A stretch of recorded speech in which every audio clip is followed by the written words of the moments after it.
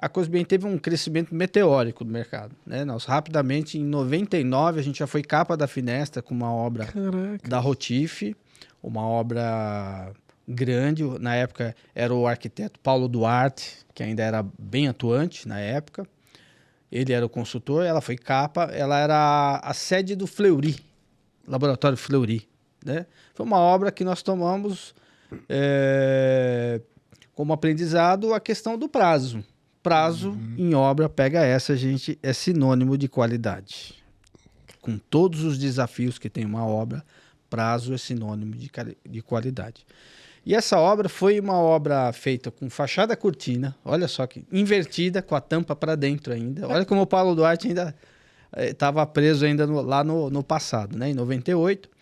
Uma obra com vidro insulado, uma obra de alta performance, com vídeo de controle solar também ou não? Vídeo de controle solar, vidro insulado, vidro laminado, vidros... os caixilhos tinham lã de rocha, então foi uma obra que pra gente, na época, fizemos com torquímetro. Caramba, trabalhosa, hein? Muito trabalhosa. Foi uma obra... Ela fica ali embaixo do aeroporto, por isso que tinha vidros acústicos, tinha brises presos no caixilho, né? É uma obra completa. Então, ali foi uma baita escola, né?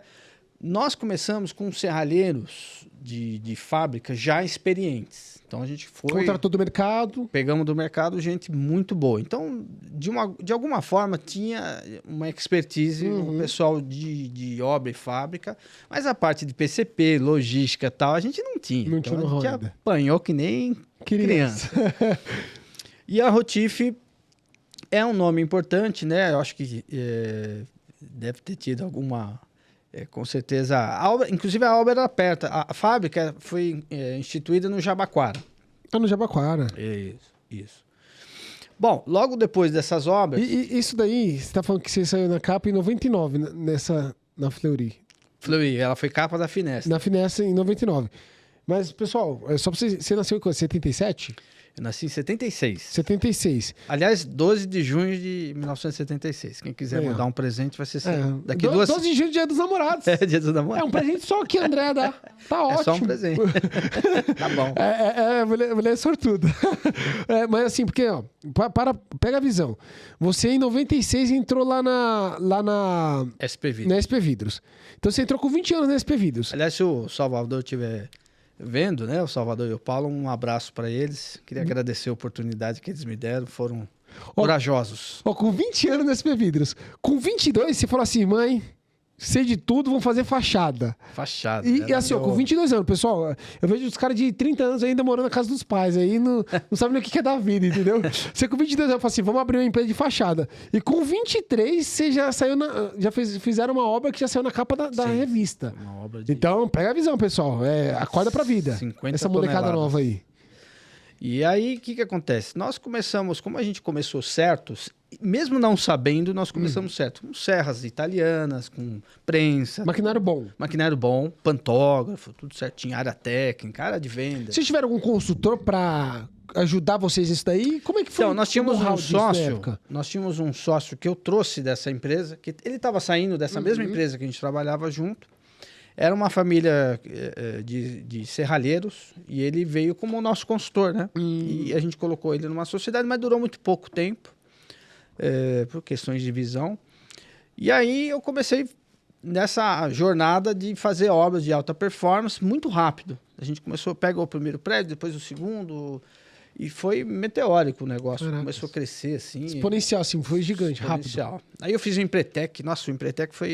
Explodiu a cabeça. Explodiu com a minha cabeça. E você é formado em arquitetura? Eu sou formado em arquitetura. Mas eu fiz várias faculdades. Como é que você estudou porque o serralheiro não tem como estudar, velho. Como é que você conseguiu estudar? Então, a história é o seguinte. Eu era um cara operacional. Eu não estava formado, era jovem, ainda estava muito confuso. Eu fazia direito nessa época. Olha só que loucura, eu queria ser delegado. Olha, eu tava com a cabeça não sei aonde. Depois eu fiz engenharia, parei, eu fiz várias faculdades e até... assim, não é... Mas o que eu gostava era de desenhar, porque eu me expresso muito bem desenhando, né? Até hoje, nossa equipe, a gente tem lá o brainstorm é todo desenhado. Sim. Meus funcionários desenham, né? Eu falo para eles. Institucionalizou o desenho ali nas Exatamente. reuniões. Eu sempre falo pessoal. Nós chegamos, inclusive, depois eu conto um pouquinho disso, a ter um ateliê de desenhos de esquadrias. Caracas. É bem legal isso. Vou anotar aqui pra gente pegar. Bom, aí eu lembro muito bem que eu fui fazer uma obra num shopping e esse arquiteto ele era da família, inclusive, mas muito, muito profissional. E nessa obra foi no shopping Gianópolis. Estava inaugurando o shopping e a gente lá montando uma loja com fachada cortina e tal. E o montador foi embora no meio da obra, assim. E eu... Te abandonou. E a inauguração ia ser, por exemplo, no dia seguinte. Shopping assim, né? Aí fachada cortina, o cara, ele falou, eu vou embora. Era tipo 2 horas da manhã. Eu falei, meu amigo, eu não quero nem saber, eu vou entregar a obra amanhã cedo. Caramba. Peguei a serra, comecei a cortar, cortei o cavalão, cortei a fachada cortina, FC 542, 543, cortei a contratampa. Tinha um japonês que trabalhava com a gente, muito engraçado, o Décio. Aliás, se ele estiver vendo a gente, um beijo no coração dele, ajudou muito a gente. E eu falei, Décio, pega aqui comigo, cara, que amanhã vai ser a inauguração. Você já imaginou o mico faltando vidro na vitrine? Putz. E eu lembro como se fosse hoje, o vidro veio só filetado. E aí uma peça era maior que a outra, veio no caminhão, ela veio mal calçada e um vidro riscou. Nós tivemos que polir o vidro instalado. E eu que instalei esse vidro com mais uns peões. Olha, eu já passei um perrengue danado. Mas isso foi legal, esse perrengue, porque né? esses perrengues todos, essa sobra de obra, esse montador que foi embora, quem media, ele foi me forjando. Porque eu tinha que fazer, eu não tinha outra alternativa. Você não tinha outra opção. Não tinha outra opção. Eu lembro que chegou um lote de ancoragens que eu não tinha quem furasse. Eu varei a noite, eu e esses japoneses. Esse japonês me ajudava. Furo longo ou furo normal? Não, eu faria furo normal. Quando era PV2, a gente fazia 2 furos na ancoragem. Ah, tá. Né? A gente fazia 2 furos para dar regulagem, né? Na PV2. Então, eu tive a oportunidade na Cosbin, uma baita escola. Porque, assim, eu lembro que nós pegamos, por exemplo, em 2000, 2001, o Shopping Taboão da Serra. Caraca. Então, eu fiquei na serra, cortando, usinando, né? Porque a gente fazia... Era uma linha até era uma linha da Bel Metal. Grid Sky. Uma porcaria ali. Ainda bem que a Bel Metal não tá mais ouvindo isso. Mas ali era uma merda. Era um perfil... tipo de fachada cortina com olhar invertido para baixo. Sim. Uma contratampa, uma tampa e uma lateralzinha para você vedar. Conceito, você vê como a consultoria... Tinha consultoria, tá? Inclusive isso aí. E aí eu cortei, fazia os encaixes, as espigas lá na serrinha, né? E o engenheiro passando borracha, fiquei inaugurar. Caralho. E aí ia até a festa da comieira no shopping. E o engenheiro falou, cara, eu vou passando borracha, você vai uns 30 peão lá carregando o vidro. E nós colocamos 700 metros quadrados em 2 dias de skylight. Muita coisa, velho. Não tava vedado, mas só para... Mas vocês encaixaram. Só por causa da festa. Então, eu fui passando esses venenos a minha jornada inteira. Cara... Mas passei um monte de veneno. Inclusive, nessa primeira obra nossa, nós tivemos um acidente lá com a Santa Marina na época. Mandou alguns vidros sem filetar. Eles não shopping? Eram lapidados. O do shopping? O do Laboratório Fleury. Ah, do Fleury. E esse vidro caiu num braço de um funcionário nosso. Nossa, foi uma coisa terrível.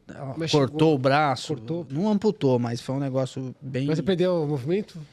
Uma parte. Caraca. Foi bem... Várias cirurgias. Nós tivemos o impacto, né? Na época não tinha muita... A questão logística que tem hoje, naquela época não tinha. A gente fazia muito na mão, no mangote, né? Inclusive tem um fato curioso. A Cosbin começou também com vidro. Então a gente cortava... Você fazia... eu pegava... Beneficiamento próprio. Beneficiamento próprio. A gente comprava da PKO, cara. Caraca. Os vidros vinham da China. Eles eram verdes. Eles eram... O incolor era verde. O incolor era verde. Eu tomei até um processo uma vez por causa disso. Caralho. Mas isso não foi por causa do vidro, não. Foi porque o cliente era pilantra mesmo. Falou que o vidro estava esverdeado. Sempre tem, né? Sempre tem. E a gente cortava, lapidava, tinha Person Bouquet, a gente tinha as pneumáticas para polir os recortes. Então, Caraca, cara, a gente foi bem raiz. Tinha Macvete 44 para fazer... 4x4, É, já tive também. a clássica, A né? clássica, né? Quem nunca teve, né? Então, eu aprendi a lapidar vidro, cortar, tudo porque sempre dava algum pepino Alguém faltou, você tinha que ir pra lá. e eu ia para lá, porque a gente não podia deixar a peteca cair.